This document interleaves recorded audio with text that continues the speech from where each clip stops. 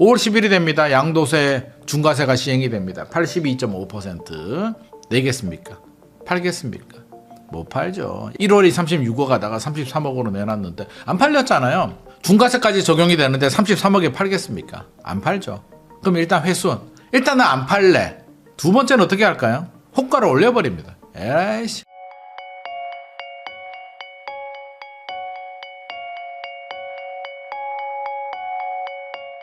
안녕하세요. 기님만 부동산 경제연구소 대표 기님만입니다.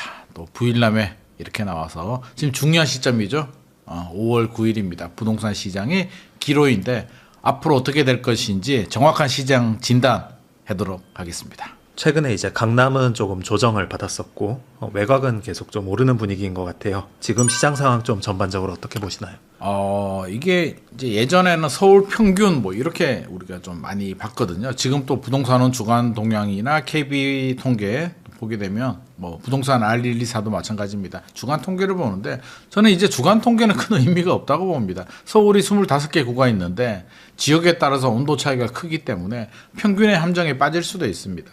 서울 주간 상승률이 뭐 0.15%다라고 하면 모두가 다 0.15%라고 우리가 착각을 할 수가 있는데 그거는 이제 전체적인 흐름을 볼 때 저같이 이제 부동산을 업으로 하는 분들은 저는 항상 그래프를 만들거든요. 그래서 숫자는 잘 보지 않습니다. 우리가 0.15나 0.1이나가 뭐가 중요합니까? 상대적으로 흐름 자체가 바뀌었느냐? 이렇게 가다가 내려가는 흐름이냐 올라가는 흐름이냐가 중요한데 최근의 흐름을 보게 되면 내려오다가 그러니까 1월 23일이 아마 대통령께서 SNS를 통해서 직접적인 부동산과의 전쟁을 선포한 거로 저는 기억을 하고 있습니다.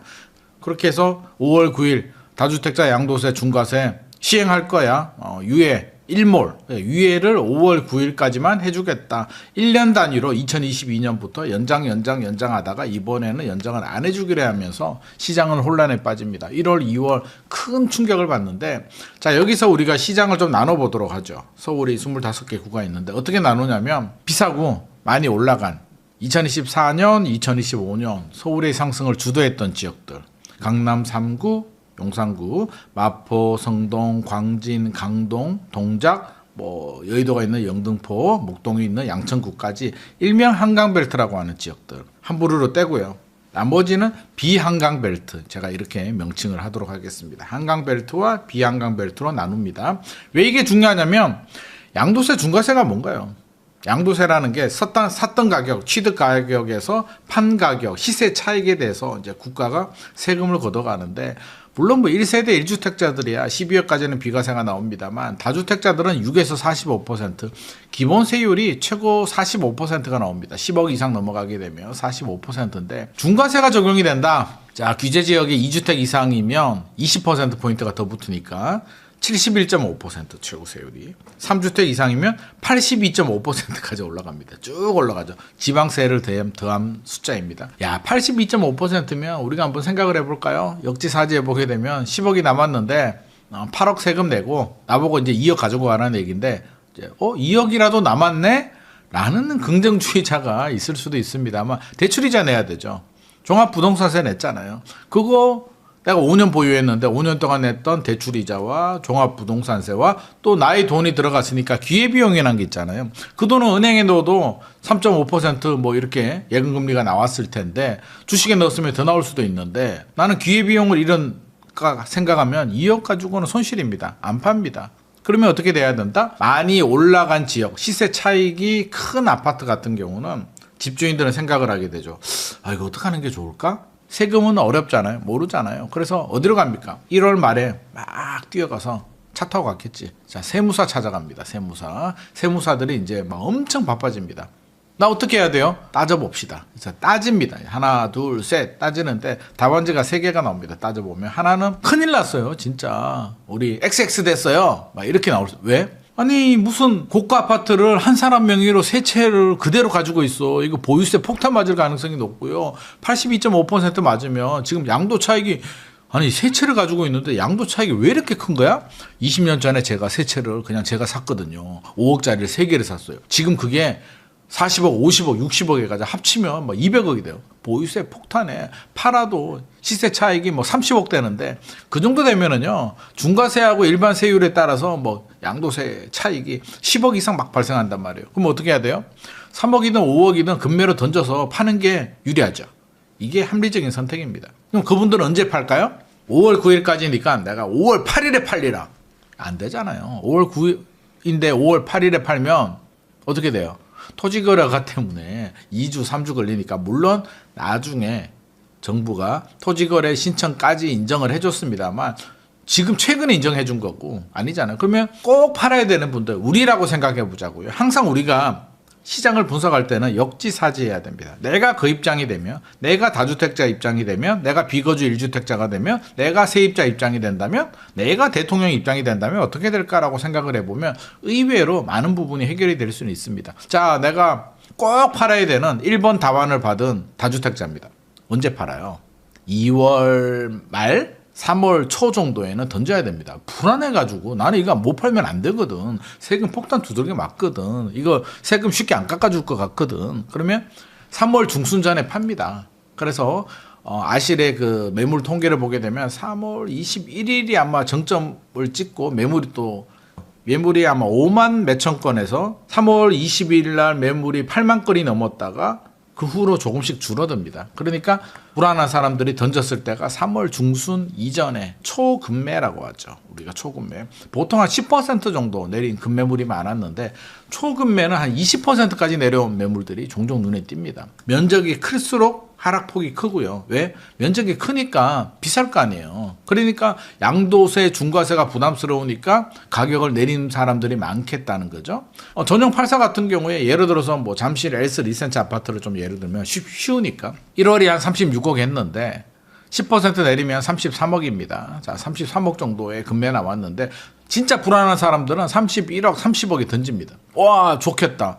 순식간에 없어집니다. 왜 없어질까요? 부동산 시장을 어떻게 바라보냐면 수요자들은 이제 두 가지가 있죠. 집값이 떨어지는 데는 두 가지가 있습니다. 이걸 혼돈하는 사람들이 있어요. 전문가들 중에도 많이 혼돈하는데, 야, 정책 가지고 중과세 때문에 집값 잡았다고 막 박수칩니다. 실제로 부동산 전문가들 중에서도 그렇게 말하는 분들이 있는데 하락의 질이 중요하죠. 그게 뭐냐면 집값이 계속 떨어질 것 같아요.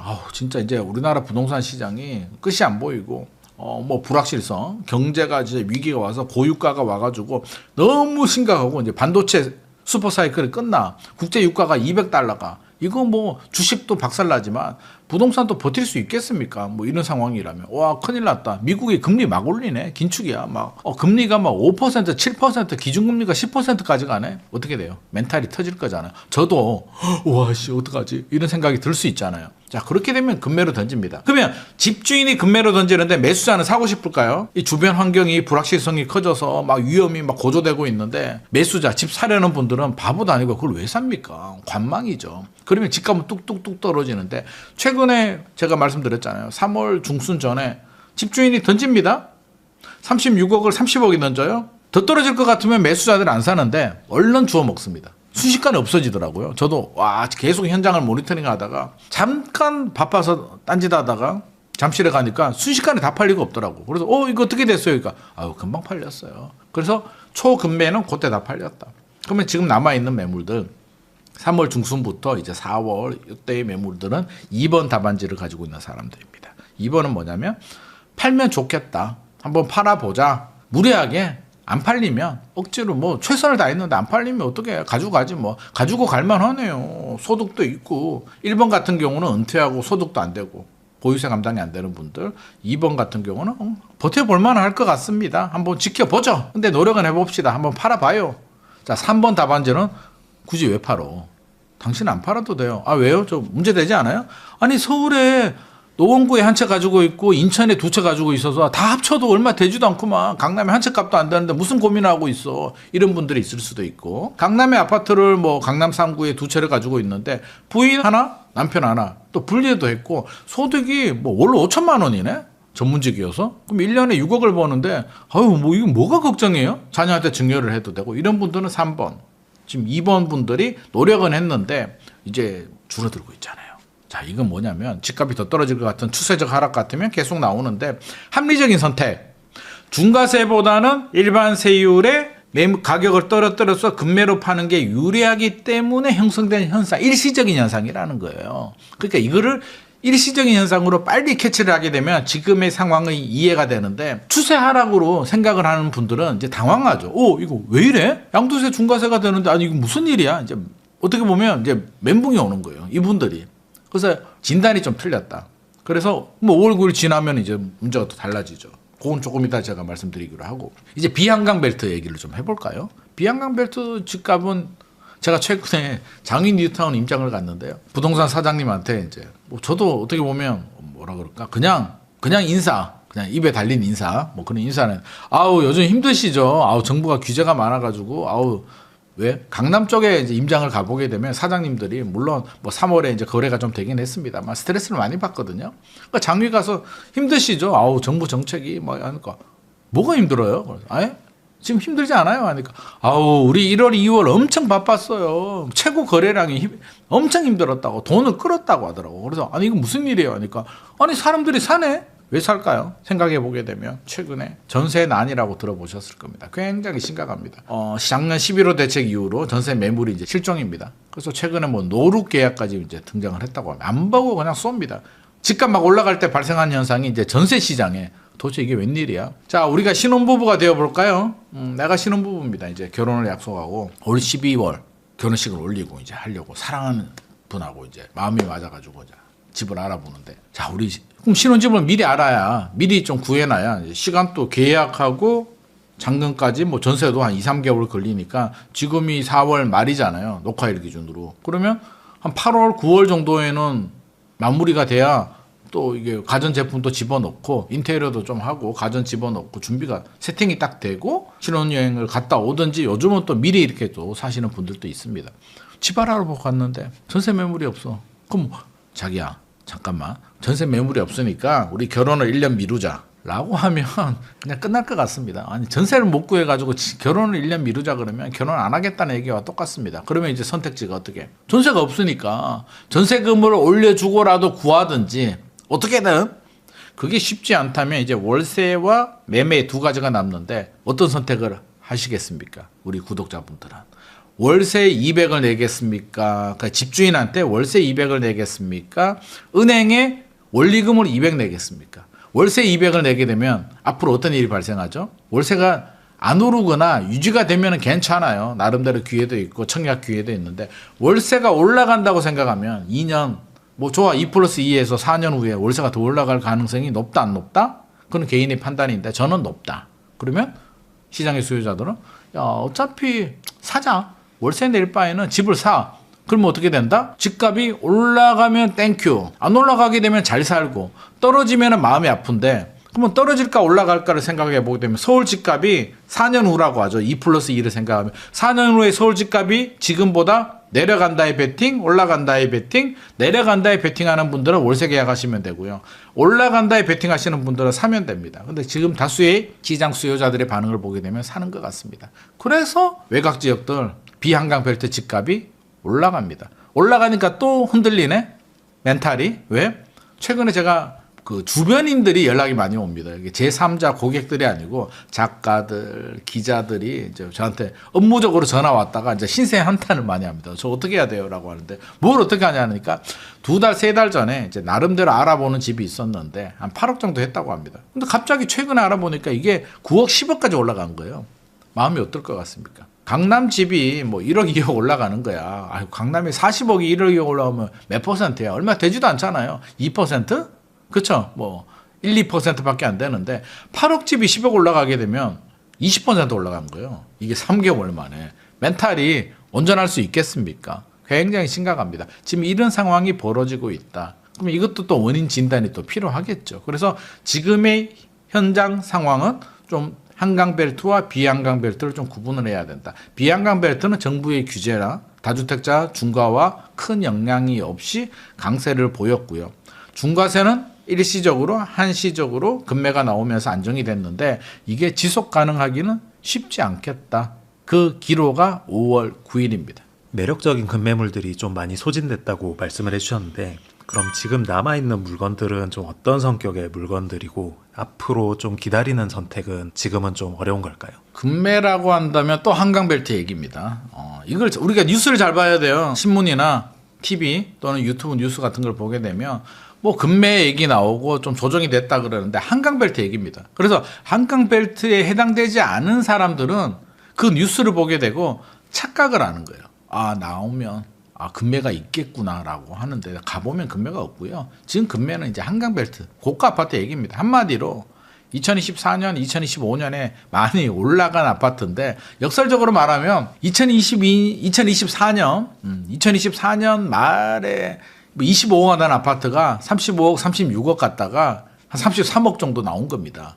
그러면 시장의 수요자들은 야, 이거 2년 전에 25억 가던 게 33억이 이게 금매란 말인가라는 굉장한 허무함을 호소하는데 저 초금매는 팔렸습니다. 초금매는 팔렸고 이제 남은 게 그래도 좀 조정된 10%인데 최근에 이것도 호가가 좀 올라가고 있어요. 집주인들이 에휴 어차피 안 팔리는 거 그냥 올리자라고 해서 조금씩 회수도 되고 올라가고 있기 때문에 판단을 잘해야 되는데 자 여기서 판단 한강벨트는 금매가 그래도 남아는 있습니다. 그러면 나는 어떻게 해야 될까? 여기서 나라는 건 기본적으로 현금 동원 능력이 있어야 됩니다. 25억 넘어가게 되면 대출이 2억밖에 안 나옵니다. 2억. 그리고 최근에 전세 끼고 살 수는 없죠. 당연히 토지 거래가 하기 때문에. 물론 뭐 5월 9일까지 전세 끼고 살 수는 있습니다. 근데 그 전세 만기가 되면 내가 전세금을 돌려주고 입주해야 되는데 그런 분들은 한시적으로 뭐 끼고 살 수는 있는데 전세가 있는 매물들이 금매로 좀 더 나오긴 합니다. 근데 전제 조건은 내가 현금이 돼야 된다. 전세 끼고 살 수 있잖아요. 아니 세입자가 6개월 후에 만기면 내가 전세 돌려줘야 된다니까. 그러니까 자금 계획이 어느 정도 있어야 된다. 부모님 도움을 받겠다. 최근에 국세청장이 편법 뭐 증여에 대해서 뭐 조사하겠다라고 하는데 저는 편법 증여가 그러니까 증여세를 안 내고 부모님이 아마 돈을 준 걸 말하는데 대다수의 이 집을 사는 분들 강남에 집을 사는 분들이 그렇게 허술하게 증여세를 안 내고 자식한테 돈을 준다? 그건 바보입니다. 저는 주변에 그런 사람 본 적이 없고요. 다 세무사 상담 받습니다. 그래서 세무사가 요즘은 돈 주면 자금 출처 계획을 다 짜주거든요. 왜? 금액대가 크기 때문에 잘못하면 세무조사 받습니다. 부모님이 10억, 20억을 자녀한테 증여를 해주거나 차용을 해주는 분들이 현금 많잖아요. 그러니까 사업을 하거나 뭐가 있는 분들인데 괜히 잘못했다가 세무조사 받으면 어떡합니까? 그래서 그렇게 허술하지 않습니다. 그러니까 만만하지 않다는 거예요. 살까 말까를 고민하는 분들은 저는 자금력이 되시는 분들이에요. 필요하신 분이겠죠. 필요하니까 살까 말까를 고민하잖아요. 그래서 필요하다. 자금력이 된다. 어떤 식으로든 부모님한테 지원을 받든 본인이 돈이 있든 주식이 대박이 나든 코인이 대박이 나든 뭐 집 한 돈이 있든지 어떻게 자금 출처에 문제가 없는 돈이다 라고 한다면 저는 사라고 합니다. 왜? 필요하니까. 무주택이. 근데 이분이 2주택이야. 또는 1주택인데 하나 더 산다. 이건 안 되죠. 주택 수가 늘어나게 되면 앞으로 이제 보유세도 올라갈 가능성이 높고 정부 정책을 우리가 맞서면 안 됩니다. 따라가야 돼요. 다주택을 하지 말아잖아요. 그래서 2020년 이후로 다주택자 비중이 계속 줄어듭니다. 당연한 현상입니다. 근데 여기서 주택 수를 늘린다? 무슨 부귀영화를 얻겠다고.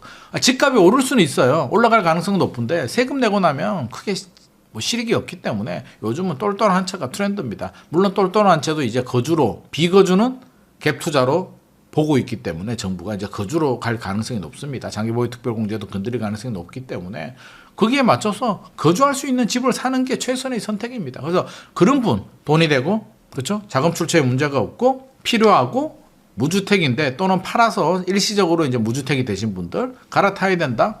지금 사세요. 5월 9일 전에 토지 거래가 받으면 되니까 초금매는 안 나오고요. 그러니까 예를 들어서 1월에 36억 하던 아파트가 지금 30억 거래 다 끝났고 33억 정도, 34억 정도 하는데 여기서 이제 나오는 금매물은 협상 과정에서 33억이라고 이제 가정을 해봅시다. 그러면 31억 이렇게 내려가기는 어렵고요.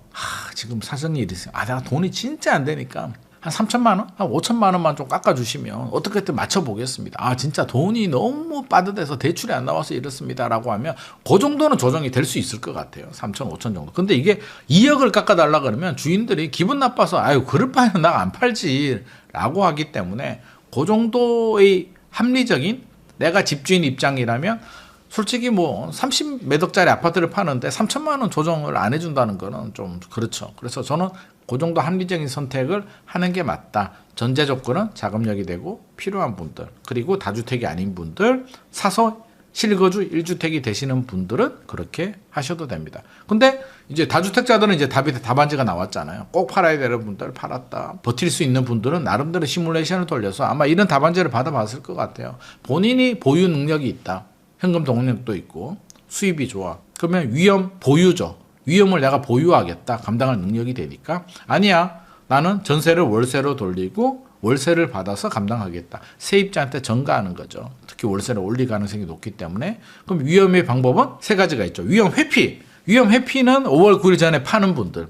위험 보유는 본인의 능력이라든지 어떻게든 한번 버텨보겠다는 분들. 위험 전가 월세로 돌려서 세입자한테 받겠다는 분들. 강남에 아파트 가지고 있으면은요. 반포 쪽은 월세가 한 500에서 800 정도 나오는 것 같고요. 잠실도 한 4, 500 정도 나옵니다. 그러면 그 정도 받아서 1주택이면 충분히 보유세가 올라도 감당할 수 있고 오히려 돈이 남을 수도 있기 때문에 집주인들은 이제 그런 전략을 하고 있고 무주택자들은 이제 할 수 있는 분들은 사셔도 된다. 한강벨트 얘기입니다. 비한강벨트는 또 전혀 양상이 다릅니다. 비한강벨트에 내가 타깃을 가지고 있는데 내가 현금이 뭐 5억 정도 있다. 예를 들어서 그러면 대출 5억 받아서 10억짜리 아파트를 사는데 현장에 가서 분위기 파악 못하고 지금 금매 나와 있는 금매가 있나요? 라고 하면 부동산 사장님이 웃습니다. 그냥 어처구니가 없어서 웃습니다.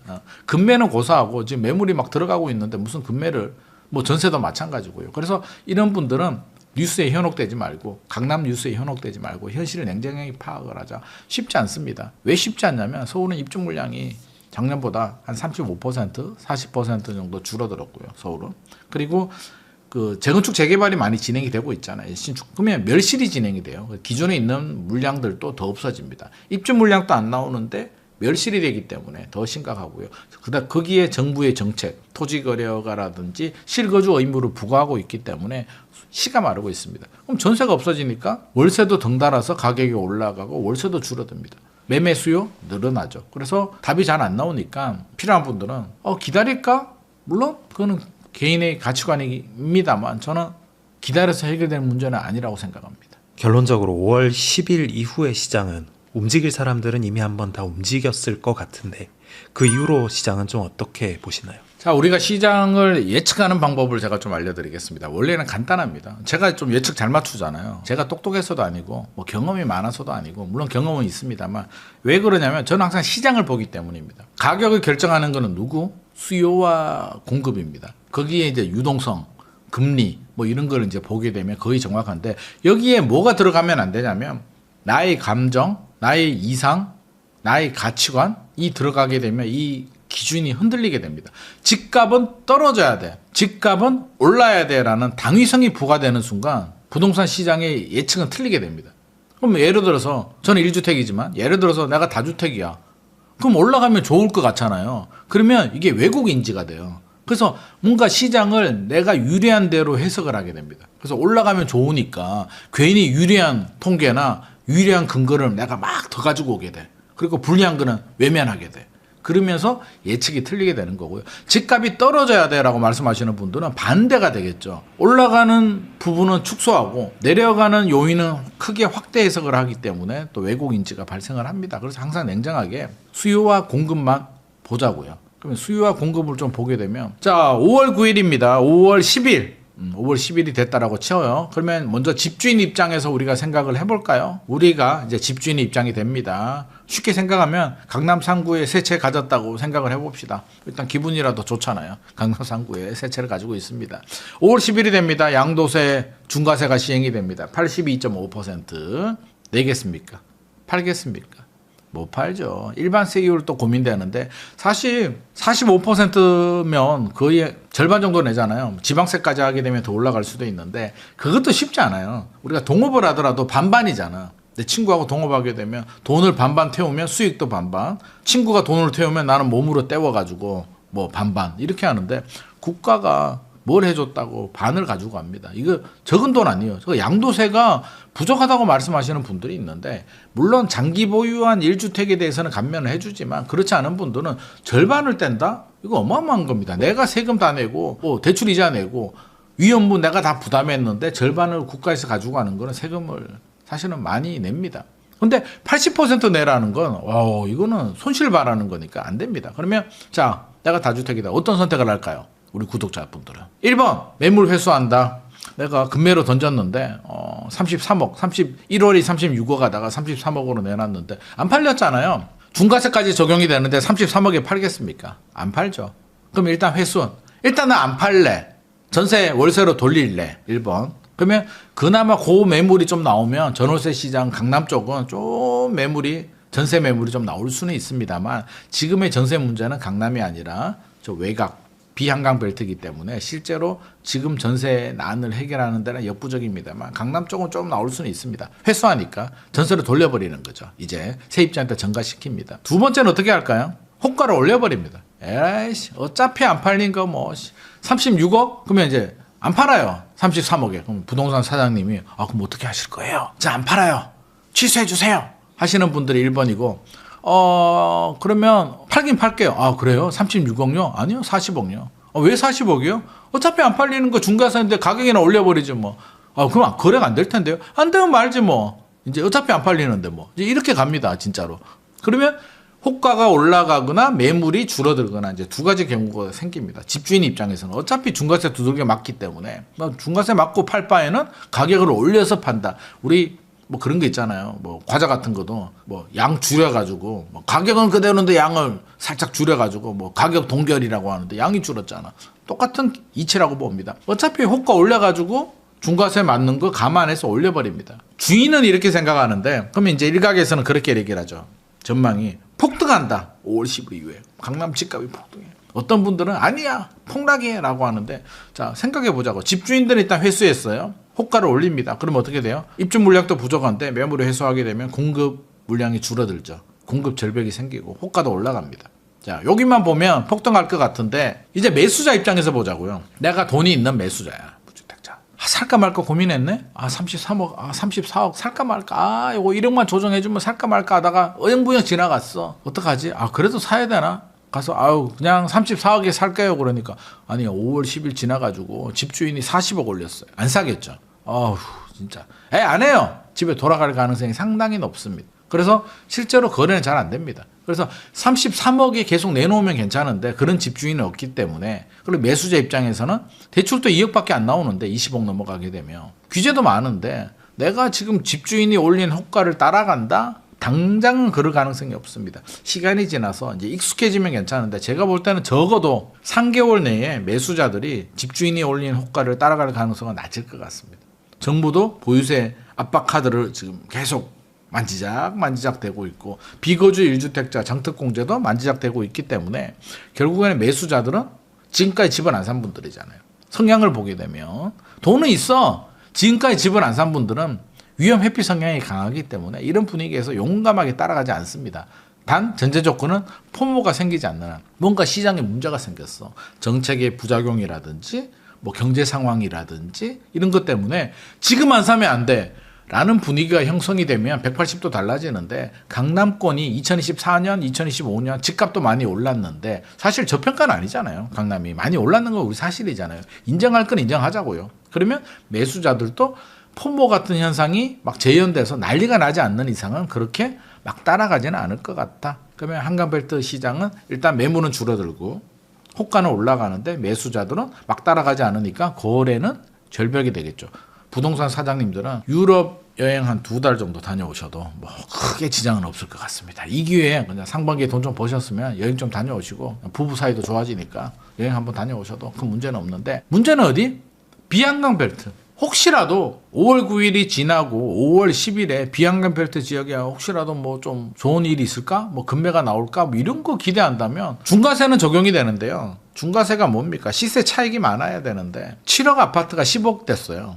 일반 세율로 파나 중과세로 파나 5천만 원 1억 차이인데 그걸 금매로 팔까요? 최근에 제가 도봉구 창동 갔는데 재밌는 현상을 하나 발견했는데 강남은 가격이 막 떨어졌잖아요. 이거 한 달 전 얘기입니다. 막 떨어져. 뭐 몇 억씩 떨어져. 다주택자들의 특징이 뭐냐면요. 물론 강남도 집이 있고 뭐 도봉구 창동에도 집이 있거나 뭐 인천에도 집이 있고 이런 분들이 뭐 지방에도 있는 분들이 있는데 그거는 이제 고향이 그쪽이거나 부모님이 거기 살거나 예전에 내가 거기 살아서 어떤 이유가 있어가지고 다주택이 되신 분들도 있고 투자 성향이 강한 분들은 사는 지역에 하나 더 삽니다. 내가 잠실에 살고 있어. 근데 뭐 2013년, 14년, 15년 그때 있잖아요. 막 집 사기 좋았던 환경. 그때 하나 더 사는 거예요. 그럼 어디 살까요? 그냥 잠실 자기 사는 주변에 대부분 삽니다. 강남에 사시는 분들은 강남에. 뭐 잠실 S 가지고 있는 분들은 S 리센트 하나 더 살 수도 있고 헬리오시티 하나 더 살 수도 있고 올림픽 뭐 기자선수촌 아파트 하나 더 살 수도 있고 이런 선택. 그럼 도봉구 창동에 계시는 분들은 그 지역에 여러 채를 가지고 있어요.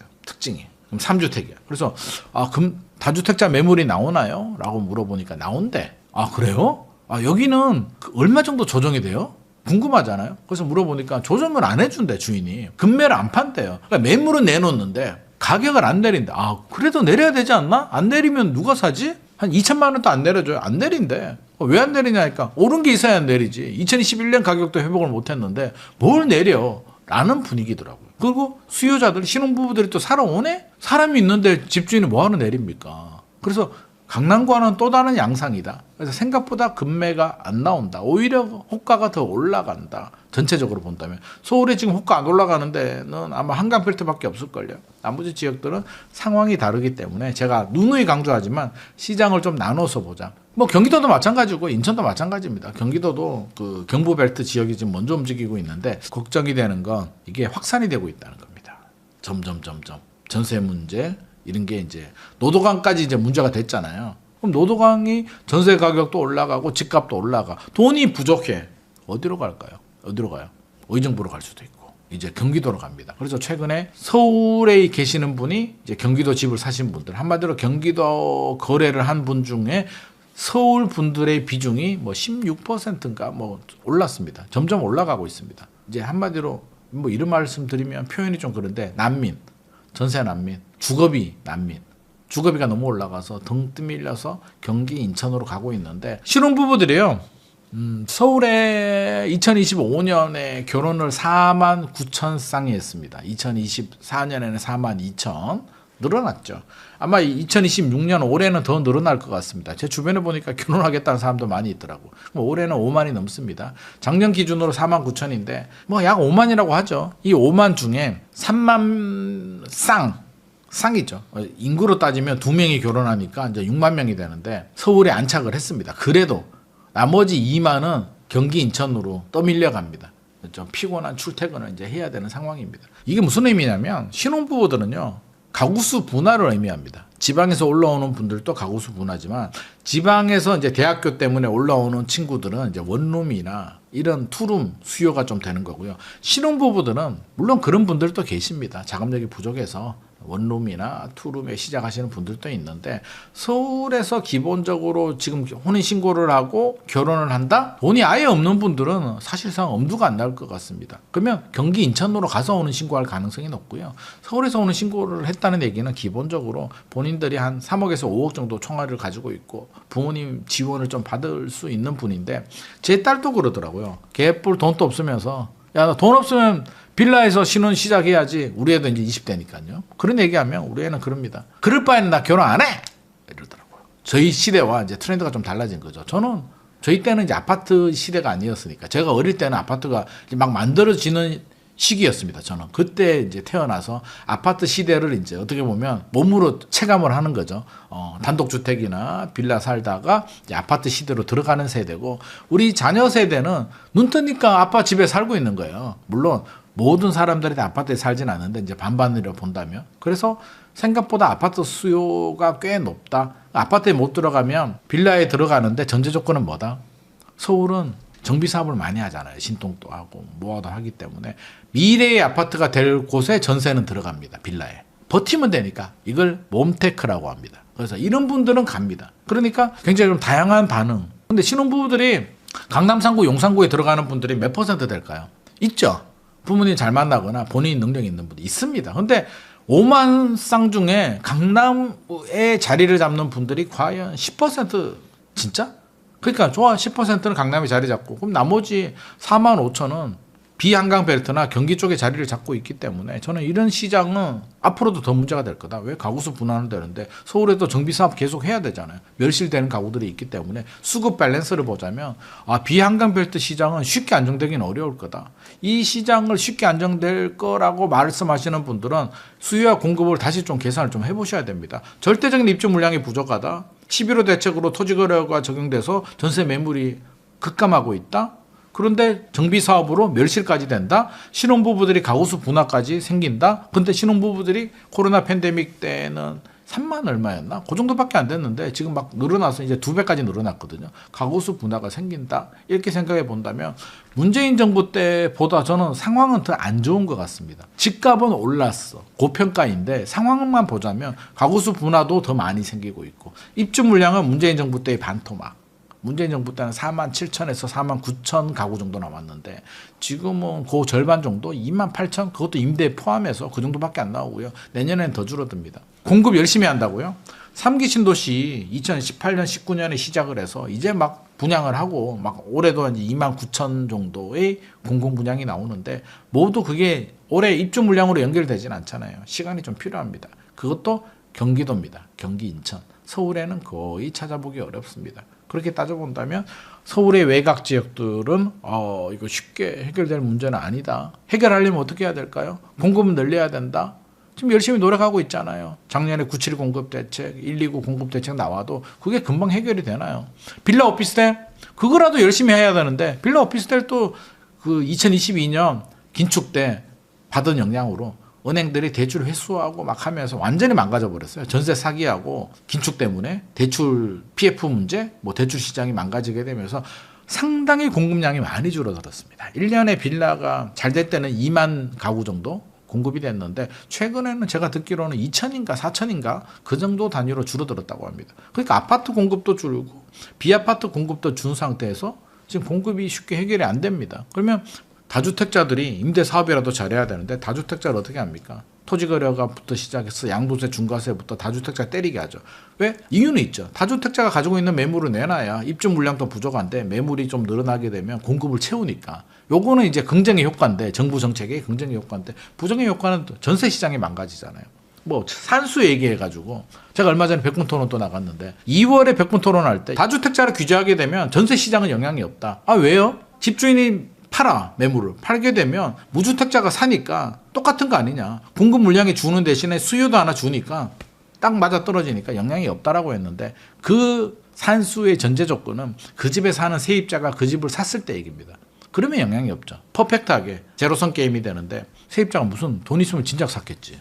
그러니까 기본적으로 그럼 어떻게 돼요? 집주인은 팔려면 세입자 만기가 되면 세입자를 먼저 보냅니다. 그러면 수요가 먼저 발생해요. 세입자가 먼저 나와서 자기 살 집을 막 알아보고 다녀. 그러니까 수요가 먼저 발생하고 누군가는 샀네? 누가 샀을까요? 경기도에 계시는 분들이 살 수도 있고 인천에 계시는 분들이 살 수가 있고 성북구에 계시는 분들이 다른 구에 또 살 수도 있고 지방에 계시는 분들이 살 수가 있기 때문에 엉뚱한 곳에서 산수 계산이 달라지게 된다. 그러면 수원에 사는 분이 샀다? 토지거래 가다 수원 집을 본인이 팔고 서울 집으로 들어오기 때문에 수원에서는 공급이 늘어날 수는 있겠으나 서울은 반대로 오히려 수요는 늘어났는데 공급은 효과가 없죠. 늘어나는 효과가. 이런 일들이 여러 가지 생깁니다. 그래서 부동산 시장은 단순하게 산수로 볼 게 아니라 수학으로 봐야 됩니다. 변수들도 많고 상수도 있고 여러 가지가 있기 때문에 간단하지 않다. 그래서 모든 정책은 명암이 있는데 지금의 여러 가지 정책적 상황을 보게 되면 다주택자들을 규제하고 있고 비거주 1주택자도 지금 투기로 간주해서 규제를 하고 있는데 역설적으로 이분들이 임대차, 전월세를 공급해주는 역할을 하고 있고요.